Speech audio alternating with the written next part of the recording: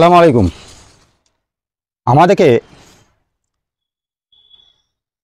মুসলিমদেরকে যদি কেউ জিজ্ঞাসা করে যে আচ্ছা তোমাকে রুজি দেওয়ার মালিক কে, তা আমরা এক বাক্যেই বলবো আল্লাহ পাক আমাদেরকে রুজি দেয়।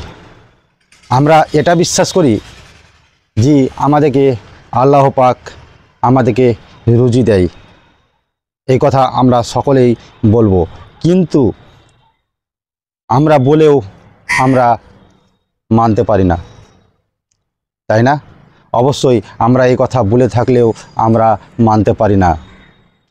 দেখবেন আল্লাহ পাক রুজি দেয় বলার পরেও মানুষ বিভিন্ন রকম খারাপ কাজ করে থাকে খালি খাওয়ার জন্য। দেখা যাচ্ছে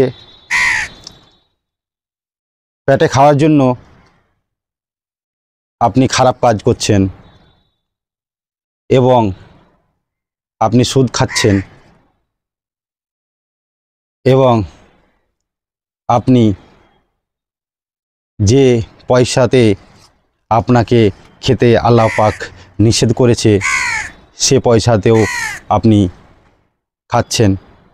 যেমন সুদ খাওয়া হারাম করেছে কিন্তু আমরা সুদ খাই, আবার বলি আমরা যে আল্লাহ পাক আমাদেরকে রুজি দেয়, এই কথাটা মানি।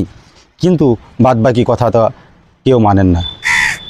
দেখা যায় বেশিরভাগ লোক আমরা সুদ খেয়ে থাকি, আমরা অন্যায়ভাবে রোজগার করে থাকি, তারপরে বিভিন্ন রকম খারাপ কাজে লিপ্ত থাকি পয়সা রোজগার করার জন্য, এবং সেগুলোতে লিপ্ত থাকার সত্ত্বেও আমরা বলে থাকি আল্লাহ পাক আমাদেরকে রুজি দেয়।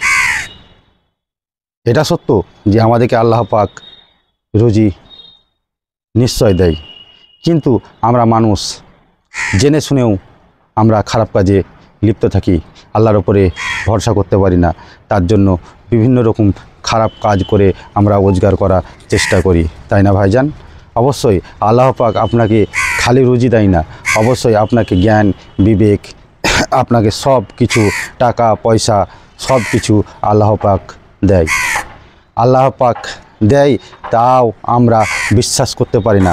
অবশ্যই আপনি যে ভাববেন যে আমাকে বসে বসে আল্লাহ পাক আমাকে টাকা পয়সা রুজি দিবে, সেটা কখনোই ভাববেন না। আপনাকে খাটতে হবে এবং কাজ করতে হবে, তার মাধ্যমেই আপনাকে আল্লাহ পাক রুজি দিবে এবং টাকা পয়সা দিবে। আপনি যদি ভাবেন আমি বসে বসে আল্লাহ পাক কী করে আমাকে রুজি দিচ্ছে দেখ, তাই বলে বসে থাকলে হবে না। অবশ্যই আল্লাহ পাক বলেছে আপনাকে যে আপনি খাটেন এবং কাজকর্ম করেন, তার মাধ্যমে আমি আপনাকে রুজি এবং সব কিছু দিয়ে থাকব। অবশ্যই ভিডিওটা ভালো লাগলে লাইক কমেন্ট শেয়ার করবেন, পাশে থাকবেন। আসসালাম।